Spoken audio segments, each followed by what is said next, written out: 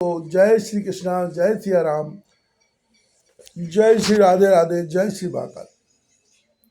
इस प्रवचन में आपको श्रवण कराएंगे भगीरथ चरित्र और गंगा अवतरण की कथा। श्री सुखदेव जी कहते हैं, परीक्षित, अंशुमान ने गंगा जी को लाने की कामना से बहुत वर्षों तक घोर तपस्या की, परंतु उन्हें सफलता नहीं मिली। समय आने पर उनकी मृत्यु हो गई। अंशुमान के पुत्र दिलीप ने वैसी ही तपस्या की, परंतु वे भी असफल ही रहे। समय पर उनकी भी मृत्यु हो गई।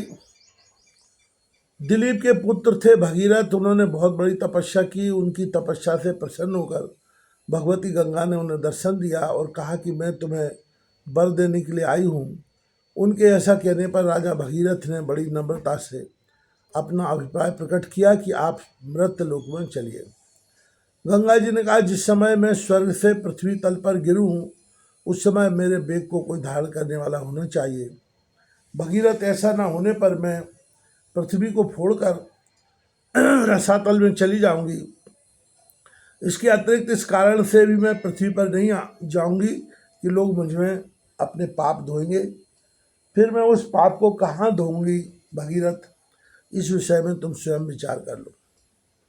भगीरथ ने कहा, माता, जिन्होंने लोक परलोक, धन संपत्ति और स्त्री पुरुष की कामना का संन्यास कर दिया है, जो संसार से उपरत होकर अपने आप में शांत है, जो ब्रह्मनिष्ठ लोगों को पवित्र करने वाले परोपकारी सज्जन हैं, वे अपने अंग स्पर्श से तुम्हारे पापों को नष्ट कर देंगे, क्योंकि इनके हृदय में अगरूप अगासुर को मारने वाले भगवान सर्वथा निवास करते हैं। समस्त प्राणियों की आत्मा रुद्रदेव तुम्हारा वेग धारण कर लेंगे, क्योंकि जैसे साड़ी सूत्रों में ओतप्रोत है, वैसे ये सारा विश्व भगवान रुद्र में ही ओतप्रोत है। परीक्षित, गंगा जी से इस प्रकार कहकर राजा भगीरथ ने तपस्या के द्वारा भगवान शंकर को प्रसन्न किया। थोड़े ही दिनों में महादेव जी उन पर प्रसन्न हो गए। भगवान शंकर तो संपूर्ण विश्व के हितैषी हैं। राजा की बात उन्होंने तथास्तु कहकर स्वीकार कर ली। फिर शिव जी ने सावधान होकर गंगा जी को अपने सिर पर धारण किया। क्यों न हो, भगवान के चरणों का संपर्क होने के कारण गंगा जी का जल परम पवित्र जो है। इसके बाद राजर्षि भगीरथ त्रिभुवन पावनी गंगा जी को वहाँ ले आए, जहाँ उनके पितरों के शरीर राख के ढेर बने पड़े थे। वे वायु के समान वेग से चलने वाले रथ पर सवार होकर आगे आगे चल रहे थे और उनके पीछे पीछे मार्ग में पड़ने वाले देशों को पवित्र करते हुए गंगा जी दौड़ रही थी। इस प्रकार गंगा सागर संगम पर पहुंचकर उन्होंने सागर के जले हुए पुत्रों को अपने जल में डुबो दिया। यद्यपि सागर के पुत्र विप्र के तिरस्कार के कारण भस्म हो गए थे, इसलिए उनके उद्धार का कोई उपाय न था। फिर भी केवल शरीर की राख के साथ गंगा जल का स्पर्श हो जाने से ही वे स्वर्ग में चले गए। परीक्षित, जब गंगा जल से शरीर की राख का स्पर्श हो जाने से सागर के पुत्रों को स्वर्ग की प्राप्ति हो गई, तब जो लोग श्रद्धा के साथ नियम लेकर गंगा जी का सेवन करते हैं, उनके संबंध में तो कहना ही क्या है। मैंने गंगा जी की महिमा के संबंध में जो कुछ कहा है उसमें आश्चर्य की कोई बात नहीं है, क्योंकि गंगा जी भगवान के उन चरण कमलों से निकली हैं जिनका श्रद्धा के साथ चिंतन करके बड़े बड़े मुनि निर्मल हो जाते हैं और तीनों गुणों के कठिन बंधन को काट कर तुरंत भगवत स्वरूप बन जाते हैं। फिर गंगा जी संसार का बंधन काट दें, इसमें कौन बड़ी बात है। भगीरथ का पुत्र था श्रुत, श्रुत का नाभ। यह नाभ पूर्वोक्त नाभ से भिन्न है। नाभ का पुत्र था सिंधुदीप और सिंधुदीप का अयुतायु। अयुतायु के पुत्र का नाम था ऋतुपर्ण। वह नल का मित्र था। उसने नल को पासा फेंकने की विद्या का रहस्य बतलाया था और बदले में उससे अश्व विद्या सीखी थी। ऋतुपर्ण का पुत्र सर्वकाम हुआ। परीक्षित, सर्वकाम के पुत्र का नाम था सुदास। सुदास के पुत्र का नाम था सौदास और सौदास की पत्नी का नाम था मदयंती। सौदास को कोई मित्रसाई कहते हैं और कहीं कहीं उसे कलमाशपाद भी कहा गया है। वह वशिष्ठ के हिसाब से राक्षस हो गया था और फिर अपने कर्मों के कारण संतानहीन हुआ। राजा परीक्षित ने पूछा, भगवान, हम यह जानना चाहते हैं कि महात्मा सौदास को गुरु वशिष्ठ जी ने साप क्यों दिया। यदि कोई गोपनीय बात ना हो तो कृपया बतलाइए। श्री सुखदेव जी ने कहा, परीक्षित, एक बार राजा सौदास शिकार खेलने गए हुए थे। वहां उन्होंने किसी राक्षस को मार डाला और उसके भाई को छोड़ दिया। उसने राजा के इस काम को अन्याय समझा और उनके भाई की मृत्यु का बदला लेने के लिए वह रसोइया का रूप धारण करके उनके घर गया। जब एक दिन भोजन करने के लिए गुरु वशिष्ठ जी राजा के यहाँ आए, तब उसने मनुष्य का मांस रौंद कर उन्हें परस दिया। जब सर्वसमर्थ वशिष्ठ जी ने देखा कि परोसी जाने वाली वस्तु तो नितांत अवक्ष है, तब उन्होंने क्रोधित होकर राजा को शाप दिया कि जा, इस काम से तू राक्षस हो जाएगा। जब उन्हें यह बात मालूम हुई कि यह काम तो राक्षस का है, राजा का नहीं, तब उन्होंने उस शाप को केवल 12 वर्ष के लिए कर दिया। उस समय राजा सौदास भी अपनी अंजलि में जल लेकर गुरु वशिष्ठ जी को शाप देने के लिए उद्यत हुए, परंतु उनकी पत्नी मदयंती ने उन्हें ऐसा करने से रोक दिया। इस पर सौदास ने विचार किया कि दिशाएं, आकाश और पृथ्वी सब के सब तो जीवमयी हैं, तब यह तीक्ष्ण जल कहाँ छोड़ूं। अंत में उन्होंने उस जल को अपने पैरों पर डाल दिया। इसी से उनका नाम मित्रसह हुआ। उस जल से उनके पैर काले पड़ गए थे, इसलिए उनका नाम कलमाश पाद भी हुआ। अब वे राक्षस हो चुके थे। एक दिन राक्षस बने हुए राजा कलमाश पाद ने एक वनवासी ब्राह्मण दंपत्ति को सहवास के समय देख लिया। कलमाश पाद को भूख तो लगी थी, उसने विप्र को पकड़ लिया। विप्र पत्नी की कामना भी पूर्ण नहीं हुई थी।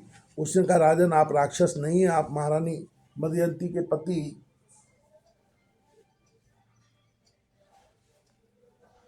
और इक्ष्वाकु वंश के वीर महारथी हैं। आपको ऐसा धर्म नहीं करना चाहिए। मुझे संतान की कामना है और इस विप्र की भी कामनाएं अभी पूर्ण नहीं हुई है, इसलिए आप मुझे मेरा यह विप्रपति दे दीजिए। राजन, यह मनुष्य शरीर जीव को धर्म, अर्थ, काम और मोक्ष चारों पुरुषार्थों की प्राप्ति कराने वाला है, इसलिए वीर इस शरीर को नष्ट कर देना सभी पुरुषार्थों की हत्या कही जाती है। फिर यह विप्र तो विद्वान है, तपस्याशील और बड़े बड़े गुणों से संपन्न है। यह उन पुरुषोत्तम पर ब्रह्म की समस्त प्राणियों की आत्मा के रूप में आराधना करना चाहता है, जो समस्त पदार्थों में विद्वान रहते हुए भी उनके पृथक पृथक गुणों से छिपे हुए हैं। राजन, आप शक्तिशाली हैं, आप धर्म का मर्म भली भांति जानते हैं। जैसे पिता के हाथों पुत्र की मृत्यु उचित नहीं, वैसे ही आप जैसे श्रेष्ठ राजर्षि के हाथों मेरे श्रेष्ठ ब्रह्मर्षि पति का वध किसी प्रकार उचित नहीं है। आपका साधु समाज में बड़ा सम्मान है। आप भला मेरे परोपकारी, निरपराध, श्रोत्रिय एवं ब्रह्मवादी पति का कैसे ठीक समझ रहे हैं। ये तो गऊ के समान निरीह है। फिर भी यदि आप इन्हें खाई डालना चाहते हैं तो पहले मुझे खा लीजिए, क्योंकि अपने पति के बिना मैं मुर्दे के समान हो जाऊंगी और एक क्षण भी जीवित न रह सकूंगी। विप्र पत्नी बड़ी करुणापूर्ण वाणी में इस प्रकार कहकर अनाथ की भांति रोने लगी, परंतु सौदास ने साप से मोहित होने के कारण उनकी प्रार्थना पर कुछ ध्यान न दिया और वह उस विप्र को वैसे ही खा गया जैसे बाघ किसी पशु को खा जाए। जब ब्राह्मणी ने देखा कि राक्षस मेरे गर्भाधान के लिए उद्यत पति को खा लिया, तब उसे बड़ा सुख हुआ। सती ब्राह्मणी ने क्रोध करके राजा को शाप दे दिया, अरे पापी, मैं अभी काम से पीड़ित हो रही थी, ऐसी अवस्था में तूने मेरे पति को खा डाला है, इसलिए मूर्ख, जब तू स्त्री से सहवास करेगा तभी तेरी मृत्यु हो जाएगी। यह बात मैं तुझे सुझाई देती हूँ। इस प्रकार मित्र साहब को शाप देकर ब्राह्मणी अपने पति की अस्थियों को धधकती हुई चिता में डालकर स्वयं सती हो गई और उसने वही गति प्राप्त की जो उसके पतिदेव को मिली थी। क्यों ना हो, वह अपने पति को छोड़कर और किसी लोक में जाना भी तो नहीं चाहती थी। 12 वर्ष बीतने पर राजा सौदास शाप से मुक्त हो गए। जब वे सहवास के लिए अपनी पत्नी के पास गए तब उसने उन्हें रोक दिया, क्योंकि उसे उस ब्राह्मण के शाप का पता था। इसके बाद उन्होंने स्त्री सुख का बिल्कुल ही परित्याग कर दिया। इस प्रकार अपने कर्म के फलस्वरूप वे संतानहीन हो गए। तब वशिष्ठ जी ने उनके कहने से मदयंती को गर्भाधान कराया। मदयंती 7 वर्ष तक गर्भ धारण किए रहीं, परंतु बच्चा नहीं हुआ। तब वशिष्ठ जी ने पत्थर से उसके पेट पर आघात किया। इससे जो बालक हुआ वह अश्म पत्थर की चोट से पैदा होने के कारण अस्मक कहलाया। अस्मक से मूलक का जन्म हुआ। जब परशुराम जी पृथ्वी को छत्रहीन कर रहे थे तब स्त्रियों ने उसे छिपाकर रख दिया था। इसी से उसका एक नाम नारी बच भी हुआ। उसे मूलक इसलिए कहते हैं कि वह पृथ्वी के क्षत्रियहीन हो जाने पर उस वंश का मूल प्रवर्तक बना। मूलक के पुत्र हुए दशरथ, दशरथ के एडविड और एडविड के राजा विश्वसाय। विश्वसाय के पुत्र ही चक्रवर्ती सम्राट खटवांग हुए। युद्ध में उन्हें कोई जीत नहीं सकता था। उन्होंने देवताओं की प्रार्थना से दैत्यों का वध किया था। जब उन्हें देवताओं से यह मालूम हुआ कि अब मेरी आयु केवल 2 ही घड़ी बाकी बची है, तब वे अपनी राजधानी लौट आए और अपने मन को उन्होंने भगवान में लगा दिया। वे मन ही मन सोचने लगी कि मेरे कुल के इष्ट देवता ही विप्र हैं, उनसे बढ़कर मेरा प्रेम अपने प्राणों पर भी नहीं है। पत्नी, पुत्र, लक्ष्मी, राज्य और लक्ष्मी पृथ्वी भी मुझे उतने प्यारे नहीं लगते। मेरा मन बचपन में भी कभी अधर्म की ओर नहीं गया। मैंने पवित्र कीर्ति भगवान के अतिरिक्त और कोई भी वस्तु कहीं नहीं देखी। तीनों लोकों के स्वामी देवताओं ने मुझे मुँह मांगा वर देने को कहा, परंतु मैंने उन भोगों की लालसा बिल्कुल नहीं की, क्योंकि समस्त प्राणियों के जीवनदाता श्री हरि की भावना में ही मैं मग्न हो रहा था। जिन देवताओं की इंद्रियां और मन विषयों में भटक रहे हैं, वे सत्वगुण प्रधान होने पर भी अपने हृदय में विराजमान सदा सर्वदा प्रियतम के रूप में रहने वाले अपने आत्मस्वरूप भगवान को नहीं जानते। फिर भला जो रजोगुणी और तमोगुणी हैं वे तो जान ही कैसे सकते हैं। इसलिए अब इन विषयों में मैं नहीं रमता। ये तो माया के खेल हैं। आकाश में झूठ मूठ प्रतीत होने वाले गंधर्व नगरों से बढ़कर इनकी सत्ता नहीं है। ये तो अज्ञानवश चित्त पर चढ़ गए थे। संसार के सच्चे रचयिता भगवान की भावना में लीन होकर मैं विषयों को छोड़ रहा हूँ और केवल उन्हीं की शरण ले रहा हूँ। परीक्षित, भगवान ने राजा खटवांग की बुद्धि को पहले से ही अपनी ओर आकर्षित कर रखा था। इसी से वे अंत समय में ऐसा निश्चय कर सके।